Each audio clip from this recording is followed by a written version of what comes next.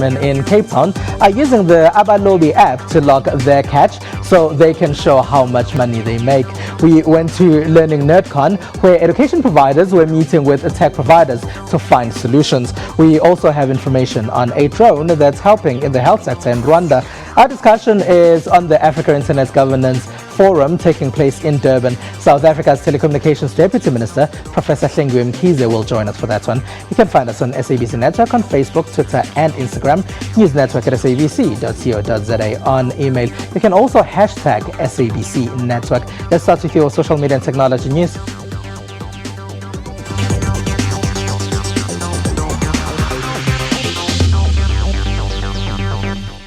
Now, South Africa is observing Cybersecurity Month. In the month, there will be roadshows to educate people on how to protect themselves online.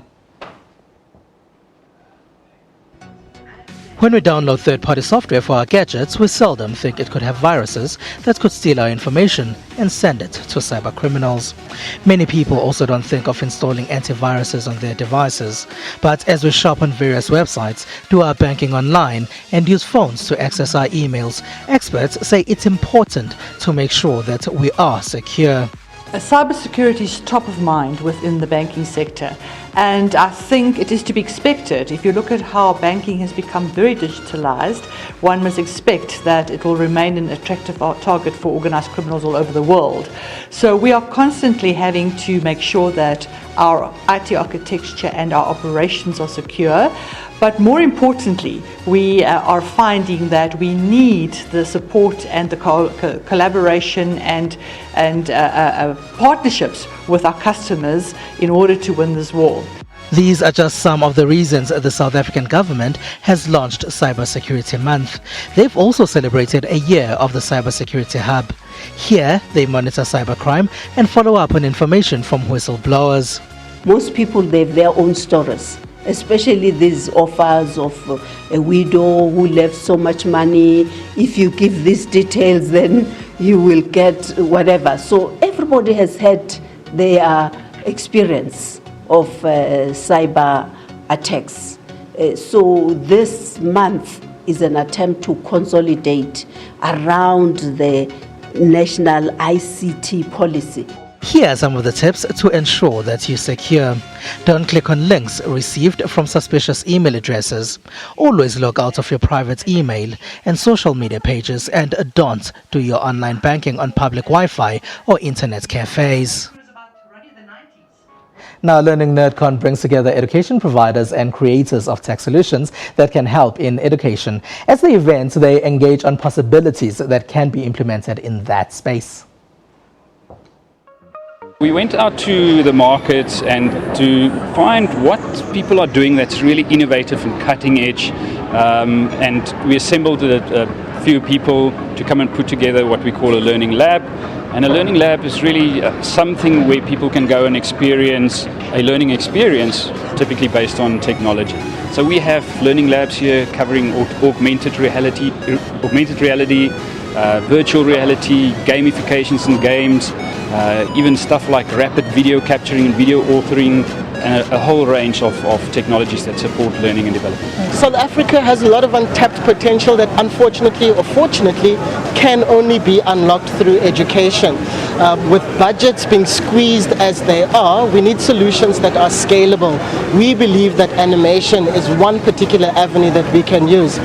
There's still nothing better than having an engaging teacher in front of the class, but in the absence of that, we think animation can replicate the best of that, and it's also easy to roll out. We are an editor of digital learning solutions, immersive in 3D, and we also provide 3D real-time solutions for support sales. We want people who end up doing strategies for learning and implement learning solutions to understand what's possible and to make better decisions about when to use cool stuff, because it's quite easy for technology to be seen as, wow, that's cool, let's do it for the sake of doing it and scoring some brownie points. But what we actually want people to know is what the different technologies are good for and when to use it and how to make sure that it is implemented successfully. In Rwanda, doctors are now using drones to make some deliveries to hospitals. They're mostly assisting with the distribution of blood to centers around the country. Rwanda uses about 650,000 units of blood per year. About half of that goes to mothers who suffer postpartum bleeding. Another third is for children under the age of 5 who have malaria-induced anemia. Rwandan doctors stranded without vital blood supplies are about to be rescued by an important new ally in their fight to save lives: drone deliveries. We haven't the case we have lost for the loss of the blood, but we have the challenge because when we haven't the blood, we must refer the client in the referral hospital, and it's very far. And sometimes when it is the emergency cases, we can lose the life of the patients. The drones are provided by an American robotics company, Zipline. They will help Rwandan doctors bypass traffic congestion and other challenges on the road. The company is headed by 28-year-old Kela Rinawudo. The reason that we're starting with blood is that it's a really crucial medical product and it's very easy for everyone to understand. But our long-term goal is to deliver a whole host of medical products. Things like rabies prophylaxis, vaccines, antivenin, oxytocin. These are all needed urgently, and when a patient doesn't have them, their life is in danger. So our goal is to slowly incorporate many more products into our deliveries over time. The drones are fired into the air using a catapult. Deliveries are made using a biodegradable parachute. The 13-kilogram drones can make a round trip of 150 kilometers. Now, popular South African tune Wololo is probably the biggest song in the country at the moment, as it also enjoys the most radio airplay. It's also made history by being the most popular song on YouTube in South Africa. But now it's been removed from the video sharing site. The iPhone 7 has arrived in Africa. These are just some of the stories that made tech headlines in the last week.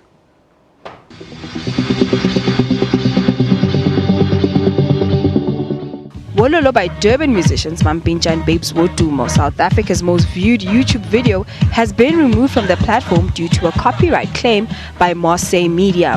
The song inspired the Gwara Gwara dance that had people posting videos of themselves getting down to the popular tune. According to News 24, Marseille Media says that the claim is against the title of the song, Wololo. The video hit 2 million views in just 3 months. Still in South Africa, the iPhone 7 finally landed on local shores this week. The flagship device, including the iPhone 7 Plus, were made available to South African fans from the country's major mobile operators, MTN, Vodacom, Telkom and Cell C, on October 14th. Prices of the sought-after device range from 13,000 Rand to about 20,000 Rand in cash. Now moving over to South Korea. Samsung killed its flagship smartphone Galaxy Note 7 on Tuesday, less than 2 months after its launch, dealing a huge blow to its reputation and outlook. So what we know right now is that everybody is trying to step into the void. So Apple shares are up today by 2 or 3%, just as Samsung's down by another 8% this morning, because people are moving to the Plus series, so the 7S Plus, the 7 Plus, or the 6S Plus, and we're going to see HTC and Huawei and Lenovo pick up business. Now heading over to the United Kingdom. Driverless car tested on UK streets for the very first time. The important thing here is that it's a first time that we've put a self-driving vehicle in the UK in a public space. So that's really important, and for lots of reasons, but a lot of it is around gaining trust with the public. So if people can see that these vehicles are capable of driving themselves, they can gain trust in them, make sure that all of the correct safety measures are in place to allow them to drive themselves, then that's exactly what we should be doing. British project organizers hope to have 40 driverless pods operating in Milton Keynes next year.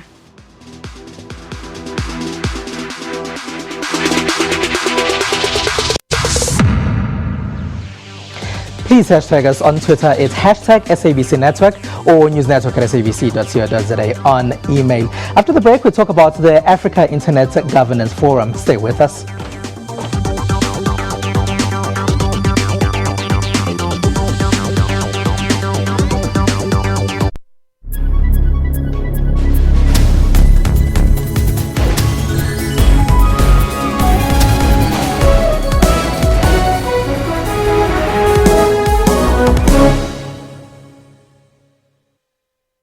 Information-hungry viewers stay with SABC News, as issues on the West are different from issues on the East or here in Johannesburg. So it is not surprising that people who follow the news know that there are two things for sure: that anything can happen, and SABC News will tell you when it does. Because we keep the nation fully informed. We are SABC News.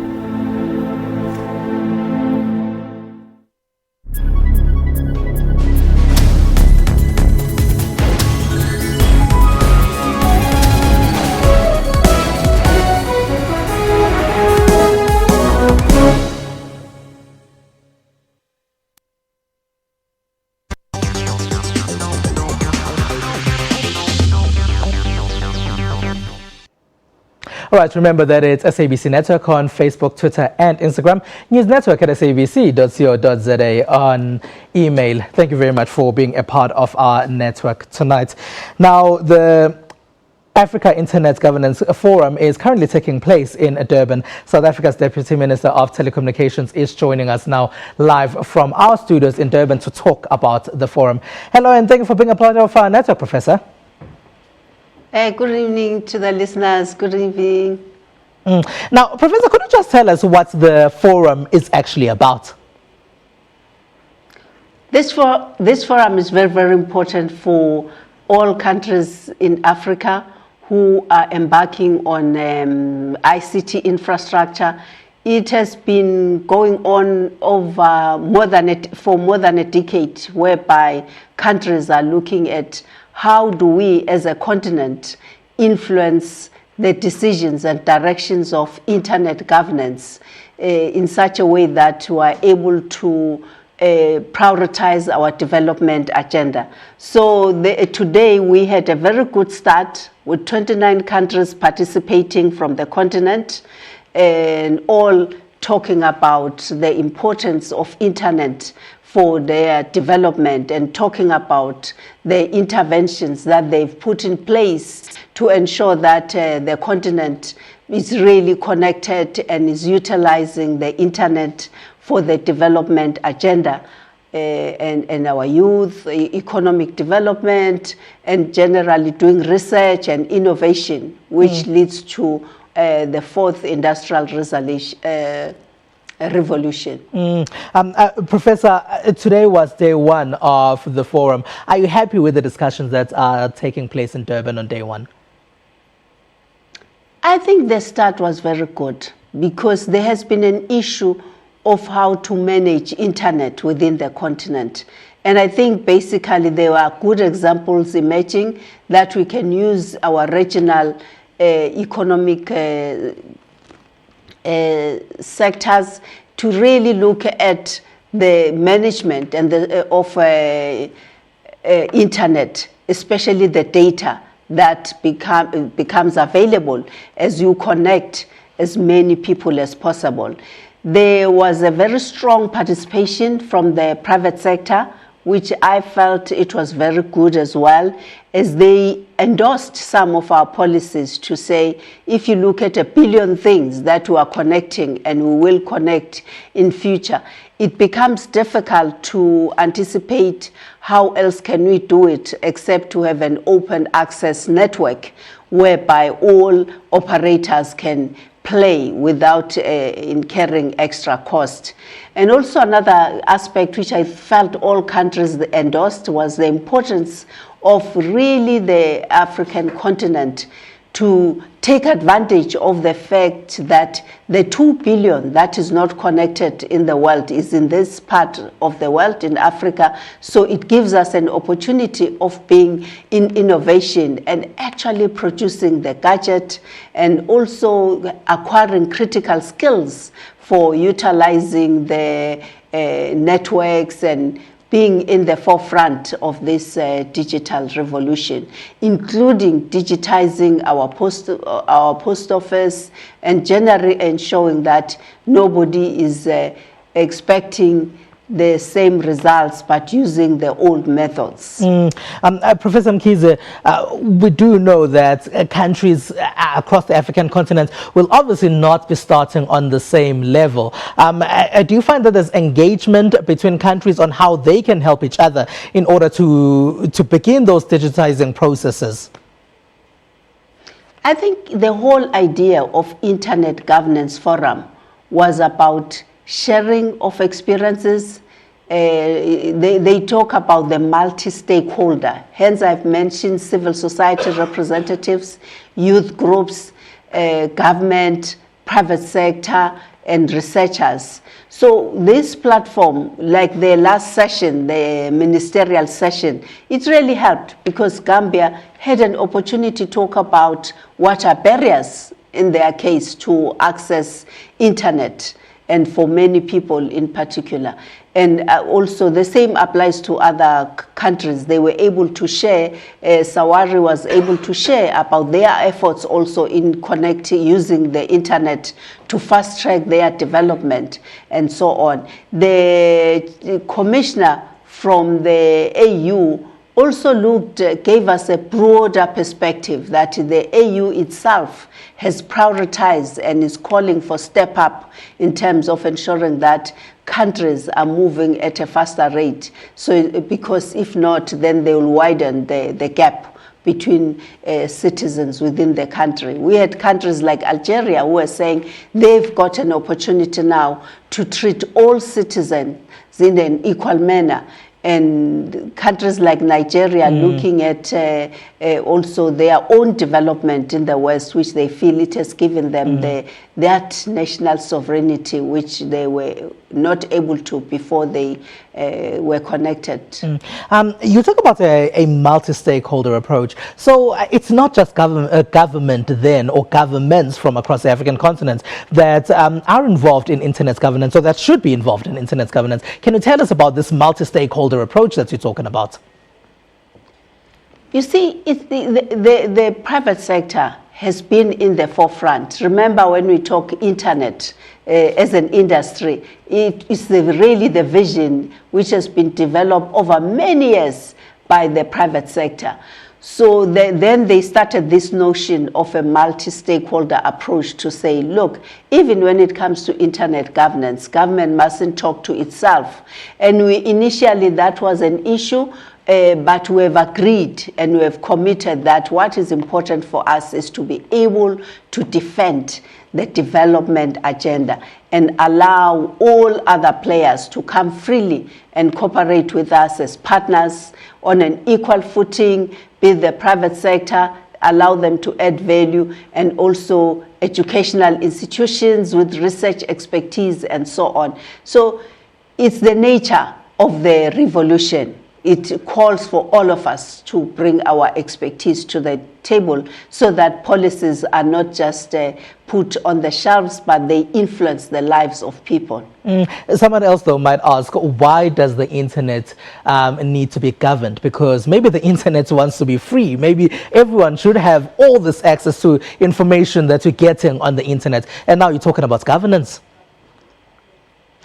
Well, for government, the question of securing data, information about people, education systems, health, it becomes very, very important, because if we don't think about how to secure it, how to manage and analyze it and be able to read it, it could be exploited for reasons that it was not meant for. So since it's about our people, it's about your data, what you put out there on a daily basis. It's we see it as our own responsibility to make sure that it's secured and it's utilized for development other than other interests. It links with our cybersecurity concerns in some areas, because governments, much as we accept that internet is about being transparent, everything is out there, but at the same time, people's identities, especially from our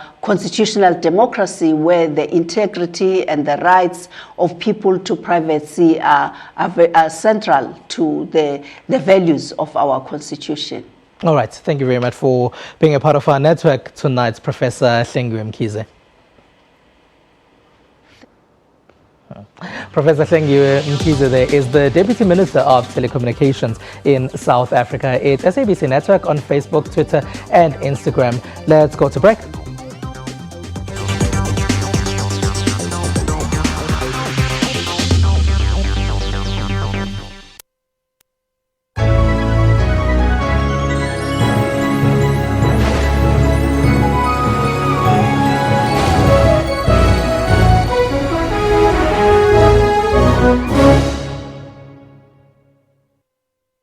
Police found powerful military explosives when they swooped on a house in Springs on the Gauteng. Some of the weapons seized at this house included rocket-propelled grenades, rifles, and even rounds of ammunition. All military explosives that we found that you cannot obtain a commission.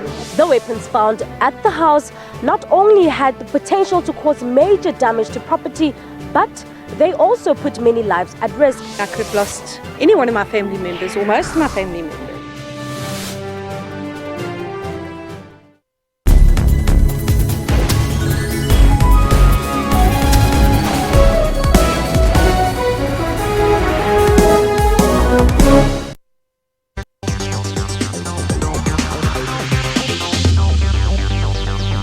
Thank you very much for being a part of our network tonight. Remember to hashtag SABC Network on social media. Now, most small-scale fishermen can't get funding from banks as they don't have proof that they earn an income. Now, the University of Cape Town and Vodacom have partnered in launching an app called Abalobi. Using the app, fishermen can log their catch and have proof of the amount of money that they make.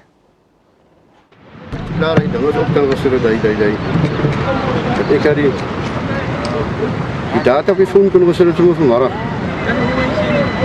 Ik zei, we short nie aandag gekry dat ek die data op die phone kon gesit het vanmorgen.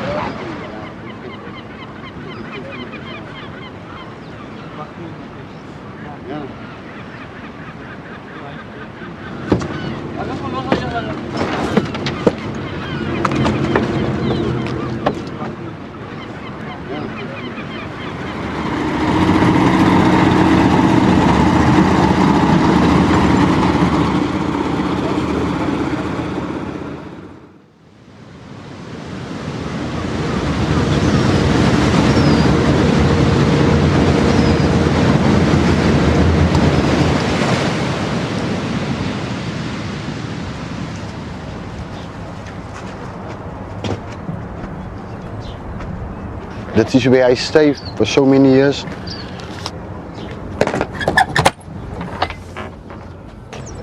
My tools, we call it a fishing tackle.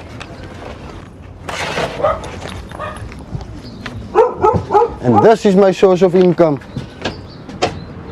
My boat, my pride. I live in a shed. I can go to an institution to say, listen, you help me. I create jobs for people. You help me. I want to become a house owner. Okay. I said, no. Where do you work? It's you don't have a pay slip. Show me a proof of payment. I don't have it. Hey. Come. So, yeah, I check my wind finder and see that at 5 o'clock the waves are 2.5 meters, so it's a bit rough. So I reconsider, but I see at 8 o'clock the waves 1.7, 1.4, 1.3, perfect day, sunshine day. Do we went out for fish? Yes. Weather conditions, sunny. Wind conditions, wind still. Cost of oil, 62 rand. That's it. My total cost for the day, 665 rand. Every time I go to sea, I get my data. 120 for the day, the price is 45 rand. My expenses is fuel. If you deduct, then I have a salary of 6,000 or 5,000 rand. That is important for me. And a printout of that, maybe it's a proof at the end of the day. Someone will believe me that I have an income.